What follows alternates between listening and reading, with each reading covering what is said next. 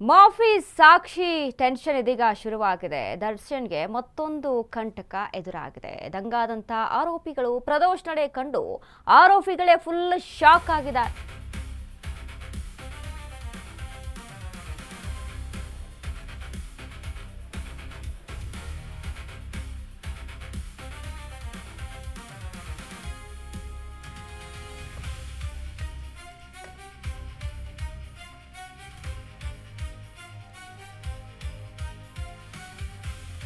ಎಲ್ಲರ ಜೊತೆ ಚೆನ್ನಾಗಿಯೇ ಇದ್ದಂತ ಆರೋಪಿ ಪ್ರದೋಷ್, ಆದ್ರೆ ಎಸ್ಪಿಪಿ ವಾದದ ವೇಳೆ ಹೊರಬಿತ್ತು ಮಾಫಿ ಸಾಕ್ಷಿ.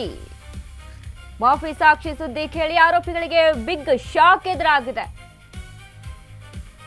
ಕೋರ್ಟ್ ಕಲಾಪ ಬಳಿಕ ಎಲ್ಲರೂ ಕೂಡ ಫುಲ್ ಸೈಲೆಂಟ್ ಆಗಿದೆ. ಕೋರ್ಟ್ ಕಲಾಪ ಮುಗಿದಿದ್ದೇ ತಡ ಸೆಲ್ ಬದಲಿಸುವಂತೆ ಮನವಿಯನ್ನ ಮಾಡಿದ್ದಾನೆ ಪ್ರದೋಷ್. ಏನಾದ್ರೂ ಗಲಾಟೆ ಆಗಬಹುದು ಎಂದು ಪ್ರದೋಷ್ ಒತ್ತಾಯ. ಆರೋಪಿ ಪ್ರದೋಷ್ ಮನವಿಯಂತೆ ಬೇರೆ ಸೆಲ್ಗೆ ಶಿಫ್ಟ್ ಮಾಡಲಾಗಿದೆ.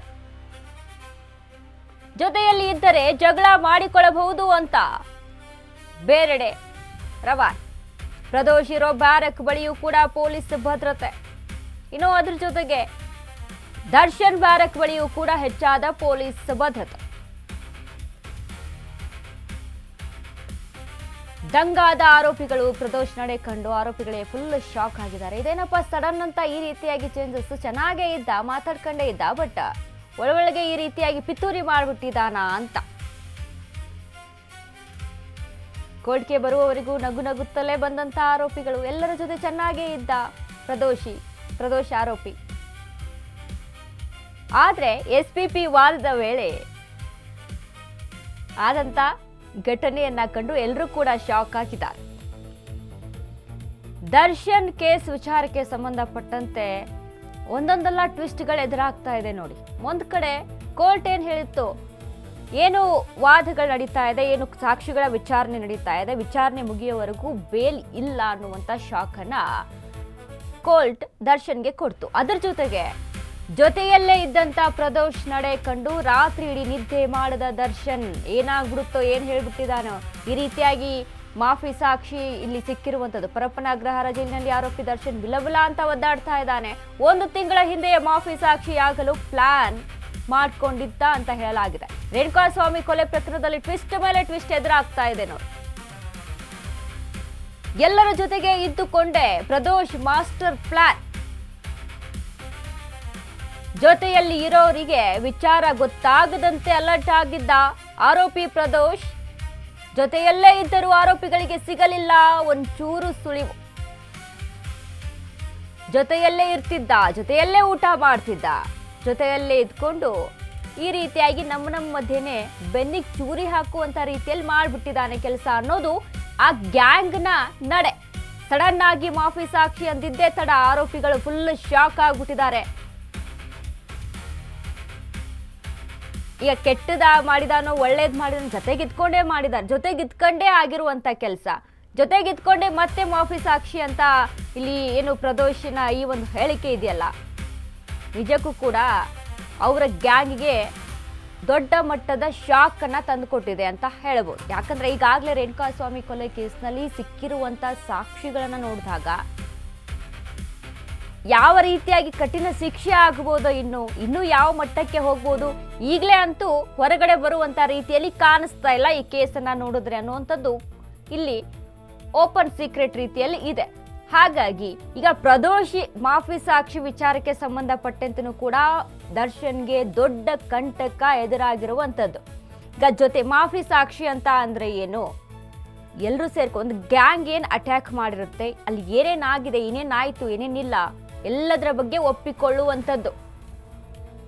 ನಾನು ಏನ್ ನಡೀತು ಅನ್ನೋದ್ರ ಬಗ್ಗೆ ನಾನು ಕ್ಲಿಯರ್ ಆಗಿ ಹೇಳ್ತೀನಿ, ಬಟ್ ನನಗೆ ಶಿಕ್ಷೆ ಕಡಿಮೆ ಮಾಡಿಸಿ, ಈ ರೀತಿಯಾಗಿ ಮಾಫಿ ಸಾಕ್ಷಿ ಅಂತ ಅಂದ್ರೆ ಏನ್ ನಡೀತು, ಏನಾಗಿದೆ, ಏನೇನೆಲ್ಲ ಘಟನೆಗಳಾಯ್ತು, ನಿಜಕ್ಕೂ ರೇಣುಕಾಸ್ವಾಮಿಯ ಮೇಲೆ ಯಾವ ರೀತಿಯಾಗಿ ಅಟ್ಯಾಕ್ಗಳು ನಡೆದಿತ್ತು, ಇದೆಲ್ಲದರ ಬಗ್ಗೆನೂ ಕೂಡ ನಾನು ಇಂಚಿಂಚಾದಂತ ಮಾಹಿತಿಯನ್ನ ಕೊಡ್ತೀನಿ. ಸೊ ಇದ್ರ ಬಗ್ಗೆ ನಾನೆಲ್ಲವೂ ಕೂಡ ನಿಮಗೆ ವಿಚಾರ ತಿಳಿಸ್ತೀನಿ, ನನಗೆ ಶಿಕ್ಷೆ ಕಡಿಮೆ ಆಗಲಿ ಅನ್ನುವಂಥ ರೀತಿಯಲ್ಲಿ ಪ್ರದೋಷ್ನ ನಡೆ ಕಂಡು ಆರೋಪಿಗಳೇ ಫುಲ್ ಶಾಕ್ ಆಗಿಬಿಟ್ಟಿದ್ದಾರೆ. ಇನ್ನು ಇದ್ರ ಬಗ್ಗೆ ಮತ್ತಷ್ಟು ಅಪ್ಡೇಟ್ಸ್ ಅನ್ನ ಕೊಡ್ತಾರೆ ನಮ್ಮ ಪ್ರತಿನಿಧಿ ಅರುಣ್. ಅರುಣ್, ಇದೀಗ ಈ ಪ್ರದೋಷ್ನ ಈ ಒಂದು ನಡೆ ನಿಜಕ್ಕೂ ದರ್ಶನ್ ಮತ್ತು ಅವರ ಇನ್ನುಳಿದಂತಹ ಗ್ಯಾಂಗ್ಗೆ ದೊಡ್ಡ ಮಟ್ಟದ ಶಾಕ್ ಅನ್ನ ತಂದುಕೊಟ್ಟಿದೆ ಅಂತ ಹೇಳಬಹುದು. ಏನೆಲ್ಲ ಅಪ್ಡೇಟ್ಸ್ ಇದೆ ಅರುಣ್?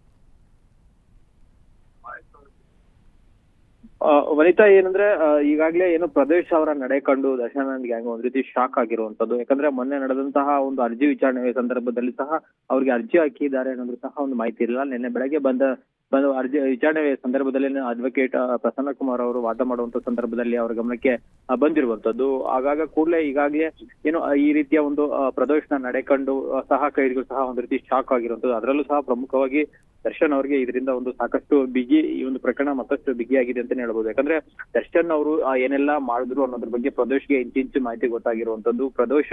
ಪ್ರದೋಷ್ಗೆ ಏನು ದರ್ಶನ್ ಅವರು ಹೇಳಿರುವಂತದ್ದು ಈ ರೀತಿ ಕೊಲೆ ಆಗಿರುವಂತದ್ದು, ಕೊಲೆಗೆ ಸಹಾಯ ಮಾಡಬೇಕು, ಮತ್ತೆ ಒಂದಷ್ಟು ಹುಡುಗರನ್ನ ಸಹ ಸರೆಂಡರ್ ಮಾಡಿಸ್ಬೇಕು ಅಂತ ಹೇಳ್ಬಿಟ್ಟು ಸ್ವತಃ ಏನು ದರ್ಶನ್ ಅವರೇ ಒಂದು ಪ್ರದೋಷ್ಗೆ ಕೇಳಿರುವಂತದ್ದು. ಮತ್ತೆ ಅದನ್ನ ಪ್ರದೋಷ್ ಅವರು ಪೊಲೀಸ್ ಅಧಿಕಾರಿಗೂ ಸಹ ಕರೆಯನ್ನ ಮಾಡಿ ಈ ರೀತಿ ಏನು ನಮ್ಮ ಹುಡುಗರು ಒಂದು ಗಲಾಟೆ ಮಾಡ್ಕೊಂಡಿದ್ದಾರೆ, ಅದನ್ನ ಸರೆಂಡರ್ ಮಾಡಿಸ್ಬೇಕು ಅಂತ ಹೇಳ್ಬಿಟ್ಟು ಮೊದಲು ಪೊಲೀಸ್ ಅಧಿಕಾರಿಗೆ ಕರೆಯನ್ನ ಮಾಡಿರ್ತಾರೆ. ಸೊ ಅದು ಸಹ ಈಗಾಗಲೇ ಎವಿಡೆನ್ಸ್ ಆಗಿರುವಂತದ್ದು. ಮತ್ತೆ ಆ ಪೊಲೀಸ್ ಅಧಿಕಾರಿ ಸಹ ಅವರು ವಿಟ್ನೆಸ್ ಅಂದ್ರೆ ಸಾಕ್ಷಿಯನ್ನ ಹೇಳಿರುವಂತದ್ದು. ಹಾಗಾಗಿ ಈ ಒಂದು ಪ್ರಕರಣದಲ್ಲಿ ಸದ್ಯಕ್ಕೆ ಏನಂದ್ರೆ ನಿನ್ನೆ ನಡೆದಂತ ವಾದ ಪ್ರತಿವಾದ ಏನು ಆಗಿರುವಂತದ್ದು, ಈಗ ಸೋಮವಾರ ಆದೇಶ ಪ್ರಕಟ ಆಗುತ್ತೆ. ಆ ಸಂದರ್ಭದಲ್ಲಿ ನೋಡ್ಬೇಕು ಪ್ರದೋಷ್ ಅವರ ಒಂದು ಮಾಪಿ ಸಾಕ್ಷಿಯನ್ನ ಏನು ಕೋರ್ಟ್ ಪರಿಗಣನೆ ಮಾಡಿ ಅವರನ್ನ ಮುಂದಕ್ಕೆ ಅಂದ್ರೆ ಮುಂದೆ ಏನು ಸಾಕ್ಷಿ ಹೇಳಕ್ಕೆ ಒಂದು ದಿನಾಂಕವನ್ನು ಸೂಚನೆ ಮಾಡುತ್ತಾ, ಅಥವಾ ಏನು ಈಗ ಕೋರ್ಟ್ ಬೇರೆ ಏನಾದ್ರು ನಿರ್ಧಾರ ಕೈಗೊಳ್ಳುತ್ತಾನ ಕಾದ್ ನೋಡ್ಬೇಕಾಗುತ್ತೆ. ಆದ್ರೆ ನಿನ್ನೆ ನಡೆದಂತಹ ಒಂದು ವಿಚಾರದಿಂದ ದರ್ಶನ್ ಅವರು ಸೆಲ್ ಅಲ್ಲಿ ಒಂದ್ ರೀತಿ ಸೈಲೆಂಟ್ ಆಗಿ ಇರುವಂತದ್ದು. ಜೊತೆಗೆ ಏನಂದ್ರೆ ಯಾರ ಹತ್ರನೂ ಸಹ ಅವರು ಮಾತಾಡ್ತಾ ಇಲ್ಲ. ಅದ್ರ ಜೊತೆಗೆ ಏನಂದ್ರೆ ದರ್ಶನ್ ಅವರ ಒಂದು ಈ ಒಂದು ನಡೆ ಇದೆ ಅಂದ್ರೆ ಪ್ರದೇಶ್ ಅವರ ಈ ಒಂದು ನಡೆ ಇದೆ, ಇತರ ಸಹ ಕೈದಿಗಳಿಗೂ ಒಂದಷ್ಟು